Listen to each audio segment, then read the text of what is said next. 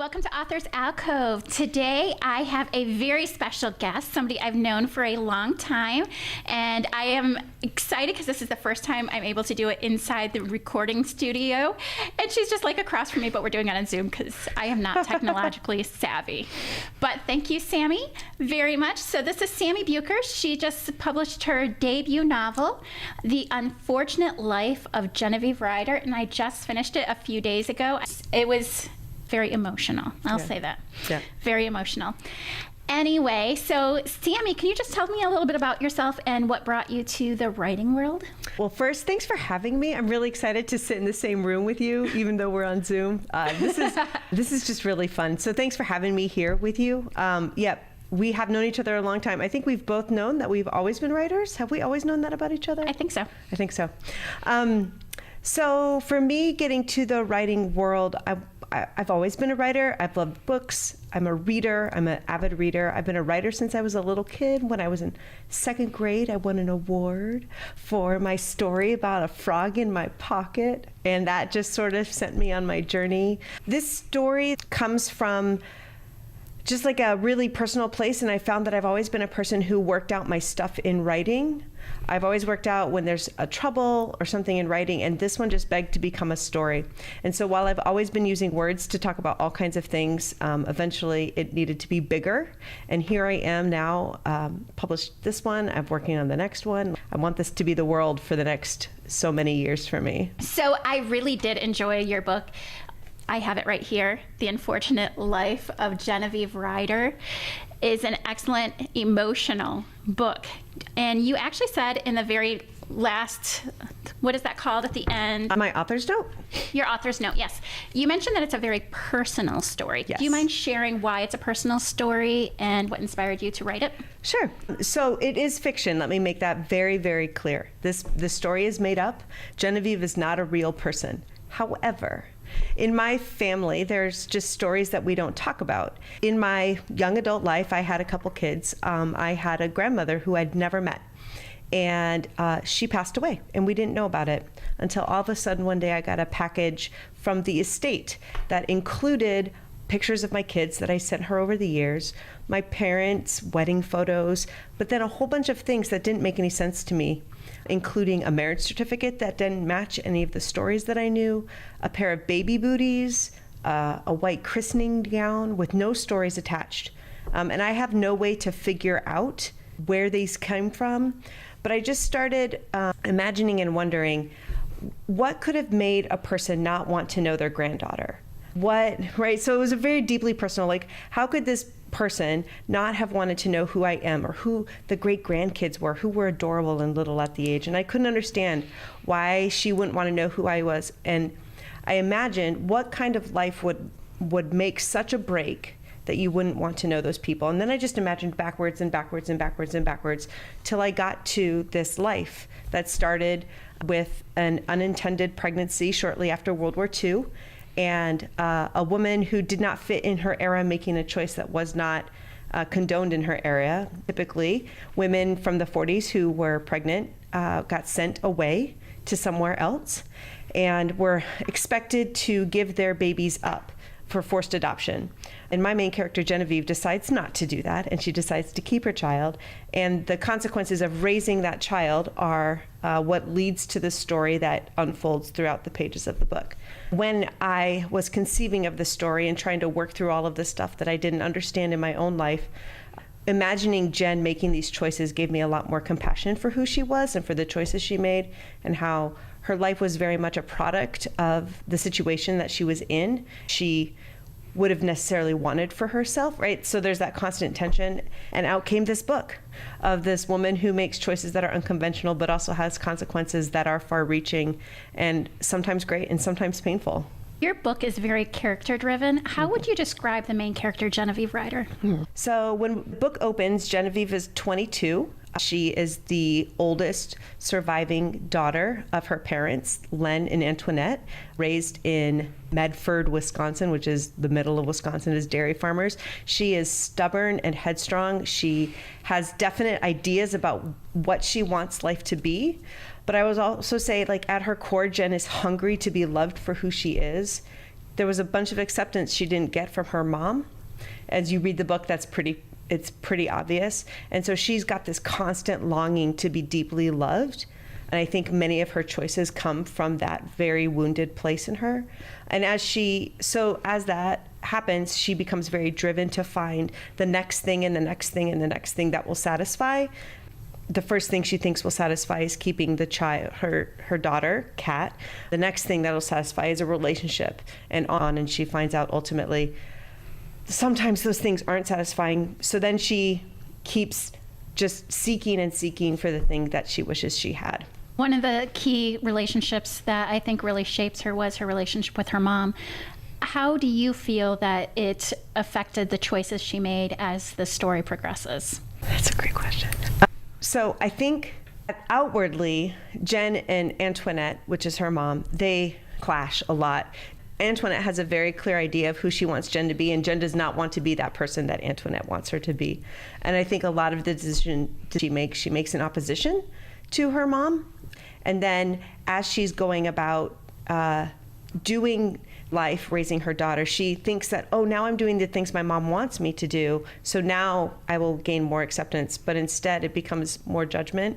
And I want to be angry with Antoinette, but she herself is she has her own consequences of the way that she lived and the pain in her own life.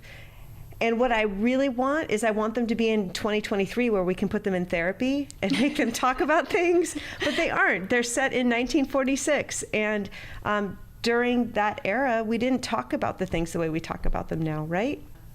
Ultimately, I think Jen really, really, really wanted her mom to love her unconditionally. You brought up it was written in the setting of 1946, and that's actually very important to this. How did the setting play a role in the actual book? So it is really important because the catalyst event of the whole book is that Jen finds out she's pregnant. And if we set that now, the reaction would be very, very different.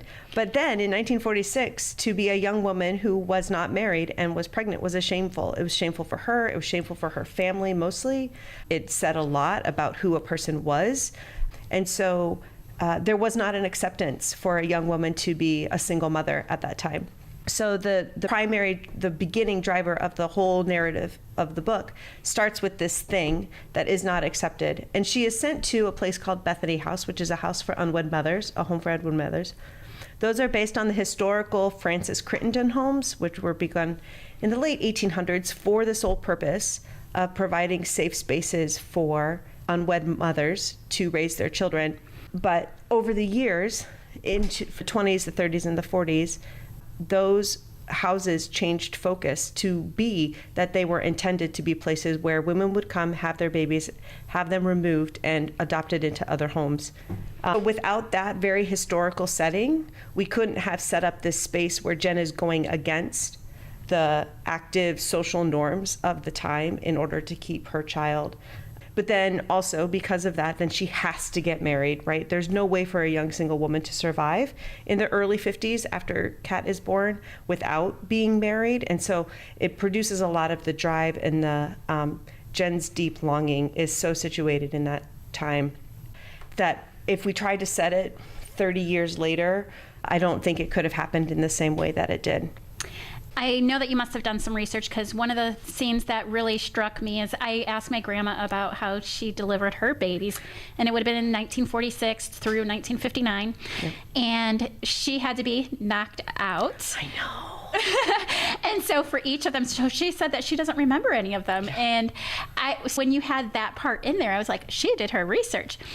How did you do your research, and where did you get your information?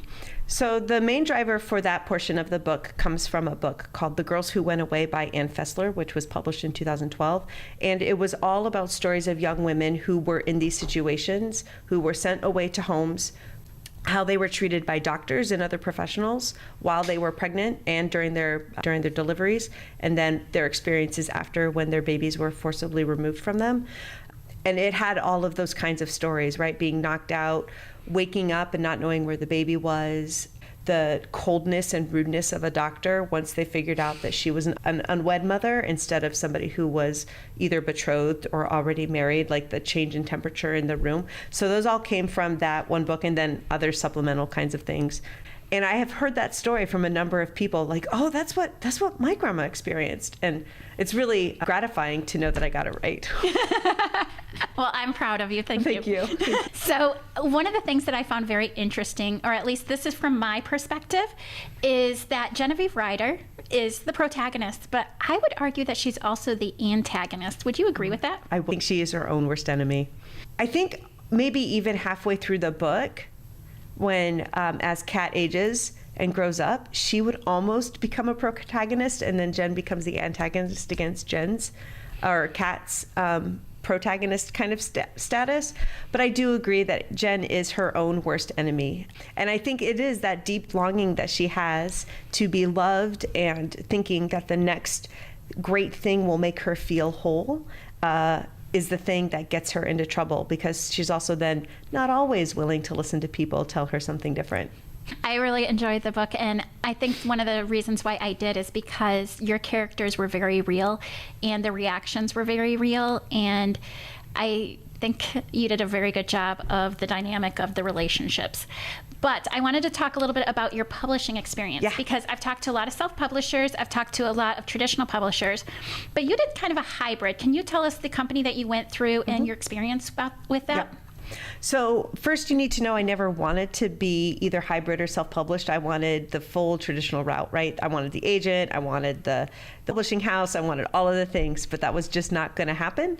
So my agency, well, it's called Credo House. It's here in my town here in Grand Rapids, Michigan. I met my publisher at a small conference, and we talked, and he was, at that point, they have two arms. They have an agenting arm and then the hybrid publishing arm. And I wanted agenting, right? I went to him and I was like, I want you to agent my book. And he read it and he liked it and he gave it to somebody else and they liked it, but I simply just didn't have the marketing. I don't have enough of a platform. I'm not big enough to be able to warrant a large publishing contract. So we talked, and they offered me a business model for co-hybrid publishing, I think, or hybrid publishing, they called it. And wow, it was so great. I didn't think I was going to love it. I thought it was going to be very different than it was. I had been approached to do a hybrid publish before, like 10 years ago, and that was sketchy and super scary. And this was just so lovely and professional. Before he offered, I was on his website checking out their hybrid published works, checking out their Amazon reviews, and they're all like legitimate works with really good reviews, good cover art, and all of those things. So I was offered a package that included a final line edit, the formatting, different kinds of things, the cover, we did cover art, and then all of the ordering and then making it available on Amazon and all the upload and making sure everything that fit. From start to finish, from the day I said I would like to do this to the day that I held my book in my hands was 5.5 months. Wow, that's impressive, actually. It was. And your book is beautiful. Look at this. Thank you. I know. Isn't she so pretty? I love it. Love it. Yes. And I thought it was traditionally published at first, and that's why I texted you and asked you. Thank you. Thank you. Well, the other things that I really liked, here, since we can grab it, is I really liked some of the little details that were inside that I would have never known to do. Like there's little sewing symbols and that the fonts are different. There's some really nice details in terms of like my cover pages that I would have not known to do myself as a self-published author that really make this book look like it fits on the shelf on a bookstore. Yes. So for me, when I gave it to Tim, it was as good as I could have possibly made it by myself. I probably should have sprung for one more edit myself, because the edit that I got was good and it made sure that the majority of the mistakes that I had left were gone. I probably myself should have had it just a little bit better. But that's what we do as authors, right? We go back and we find the things we want to fix. The most fun part for me was helping to choose the cover. So I had complete say. The book is still mine. I own the copyright. After we were done, Credo doesn't own anything of this work. This is completely my work. I just got a very professional stamp on it, which is lovely. And so when it came to cover design, I gave them 4 or 5 different images and ideas. if you go to the bookstore right now and you look at a historical fiction book that features a woman, almost all of them centered around World War II, have the cover of a woman walking away out of the screenshot, right? And I said, under no circumstances is that going to be this book. It doesn't fit the vibe of who Jen is or what this book is. I gave them 4 or 5 options. They came back with 10 beautiful covers, from which I got to choose this one, which I just adore. I love this cover. I wouldn't have thought I loved the hybrid publishing model as much as I did. And I'm really, really thankful that I got to do it. What was one of the most challenging parts of that, or surprising parts of that? Man, it went so fast. I did not expect it to go as fast as it was. To have books to say yes at the end of January and have books in my hand by the end of May was unreal. That was really surprising. And then something that was challenging for me is that after it's already too late is when I found those last few mistakes that I wished I had fixed, right? So that's hard for me to know, but now I know better, and next time I'll do better. I do know that in comparison with other people, my process was both really fast, really professional, and rather inexpensive as in terms of how much I was asked to pay. And also, I get all my own royalties. I get all the money. Like, nobody else has any hands on this anymore for me. So, and I like that. That's wonderful. Yeah. And you said it was called Credo Publishing? Yeah, it's Credo House Publishers, the hybrid publishing arm. I also did have to submit a query letter and first, 10 pages before I was asked to submit a full manuscript. So it's not like they just took my manuscript and said yes. There was a process of deciding if it was something that they would like to put their name on, which I also appreciated as well. I get a little wary sometimes, so I appreciated that there was a level of excellence that they wanted me to come with before they were willing to put their name on the product. So you said that it took 5 months from when you submitted it to having it in your hands. Yes. How long did it take you from idea to having it in your hands? 13 and a half years. I started writing probably in the spring of 2010. I had a completed first draft around, or not, draft-ish, around 2012 or 13. I actually printed it into book format, and my book club read it for me in a very young, unpolished version of this book. They read it. They gave me so many great suggestions. I wasn't ready for them yet. I really think that I needed some time to grow and mature and experience some life. Some of those scenes that you mentioned earlier, some of my favorite scenes in the book come towards the end of the book, like when Jen and Kat are fighting, or when Jen and her best friend are talking. And those are things I hadn't experienced yet in my life. And so it was much easier for me to write them once I'd experienced like a fight with my teenager. It was much easier to write that scene, or to have a dear friend come to me and just lay it down in front of me, made it much easier to write those. And I hadn't had those experiences yet. So I picked it up and down throughout pens. And then COVID, I went, I really want to do this. And so I picked it back up again. And this time decided that we were going to make a run for it. I did submit it to about 40 traditional agents. My goal was to get as many rejections as my age before my next birthday. And I quit after about 25 because I just couldn't take the rejections anymore. So I tried the route and it just didn't work out. And then this is what came before me. So your publishing company, they didn't do any of the marketing, or do they do some of the marketing? They put it on their website. They featured it on their Facebook page one time. So all of the marketing's been mine. And what have you done to market your book? So many things. So let's see, in the 6 months or so since she's been out, I did a launch and a big party at the beginning with the people who'd been walking with me forever. I've done some advertising, both on Facebook and on Pinterest. I've been working with a marketing person to help me know what to do because I don't know what to do. I have a newsletter. I'm starting to make connections and talk to other people about writing and getting connected to other people's groups. The most fun thing I've done is I've gotten to talk to book clubs. So I've talked to 4 or 5 book clubs of women who have all read this book, and we get together and we talk about Jen and her life and her choices. And that's been a ton of fun because they've ranged in age from people in their young 20s who can't understand why Jen would make the choices that she made to people in their 70s and 80s who knew people who made choices like Jen's. And so it's just been, that to me has been the most exciting part of this whole process, is getting to talk to people about the story that I wrote and hear how it intersects with their own stories, what felt true and what did not feel true. Yeah. Oh, marketing. I felt like the whole thing was very true to human nature. I really did. Thank you. So what were some authors or books that had a profound effect on you, especially this type of genre? That's a great question.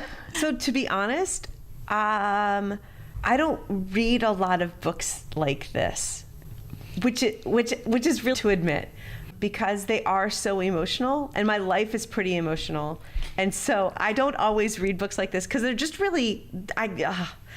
I actually told my husband, I said that, I have not read a book like this in a very long time because of how emotional. Mm-hmm. And I actually had to set it down 3 different times and just cried. And the thing is it wasn't really that it was like stuff that I had experienced. It was just, I was emotional, and I can't handle that sometimes. But you also did a good job of like balancing that too. So it wasn't like just all hard stuff. I mean, there is a lot in there, and at times I was very tempted to make it not like that, but then it wouldn't have been true, right? I could have changed it, and it was really hard to make it true then. So the truth is, like, I don't read a ton of books like this. So what do you read? Let's see. I know you just read The Fourth Wing, because I'm reading it right now. It's good. There were some pages I had to skim quickly. Yeah. There were some pages I had to skim, but I do kinds of dystopian YA-ish fantasy. Dragons were pretty fun. I really did like that. What do I read a lot of? I've been reading a lot of really campy romance, which is fun. I really love Emily Henry. I love Taylor Jenkins Reid. I like her a lot. I have been reading, I'm trying to think, what's on my bedside table right now? So many different kinds of things. Like, I really do bend a lot of genres. One of my favorite authors currently is in the science fiction realm. I read for my book club, so I'm also reading Covenant for Water by Abraham Verghese, which is set in India, and it's like 800 pages long, and it covers like 40 years. I read all over the place. And the books that I love the most are the ones that reflect the emotions of real life all of the time, even if it's in a science fiction genre or something. But yeah, that was a really roundabout answer. My favorite genre is fantasy. Uh-huh. And that's what I've liked about doing this Authors Alcove, is because I'm starting to read more of these type of books, because people are telling me about them, and I'm like, okay, I need to read that. Yeah. And so it's kind of getting me out of my fourth wings. Have you read the book Scythe? No. Or the series Scythe? That is a dystopian. It was really good. My daughter's boyfriend actually recommended it, and he hates reading. So I figure if somebody hates reading and they recommend a book, you need to read it. Yeah, it's true. It's true. I actually recommended a book, and so I'm like, if he's going to recommend a book, I need to read it. Indeed. Yeah. But anyway, thank you so much for joining me. Yeah. And it's so exciting that I got to do this with a friend. Yay! But I ask this question. I'm going to have to ask you. Okay. If you had one piece of advice for a not yet published author, what would you say? I love that everybody pauses like this. I know. I just edit it so that you can't tell. Wow, does everybody pause? Okay, that makes me feel much better. Not everybody, but most people do. So the 2 things I would say, I would actually have 2. 1, you can't publish a book unless it's done. So you have to put your butt in the chair and write the words, right? If it lives in your head, nobody's going to read that. So you actually have to put the words on the paper and have the finished book. And the second thing, I think, this is what I have to tell myself, is that it is a worthy thing to share a story with the world, even if it doesn't make you a millionaire or bestseller lists. Connecting with other people on a personal level about story, I think, is a remarkable thing to be able to do, regardless of the genre of that story. And so if you have a story to tell, it's worth being told. So go ahead and tell it. That's one thing I love about asking that question is because I'm always surprised what people will say because everybody has something, they usually say stick with it. But then after they say stick with it, then they add something that nobody else has said. And that's what I love. I probably will never not ask that question. That's a really good question, actually, to end it on. Anyway, thank you very much. I really appreciate you being here. It was a blast. Thanks.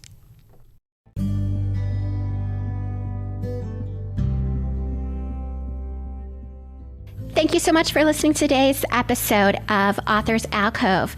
We will be back next week on Wednesday, where we will have a writer share yet another piece of work. Also, every other Tuesday, we do learn from experts such as editors, marketing execs, book cover artists, illustrators, and more. If you are interested in being a guest on our show, feel free to go to authorsalcove.com, go to the podcast tab, and then click on Be a Guest. If you're looking for a healed heart, hop on over to our sister podcast, Strength, Love, and Healing with Authors Alcove. You can find that on Spotify and the Apple Podcast. Thank you so much for listening today. Have a great day.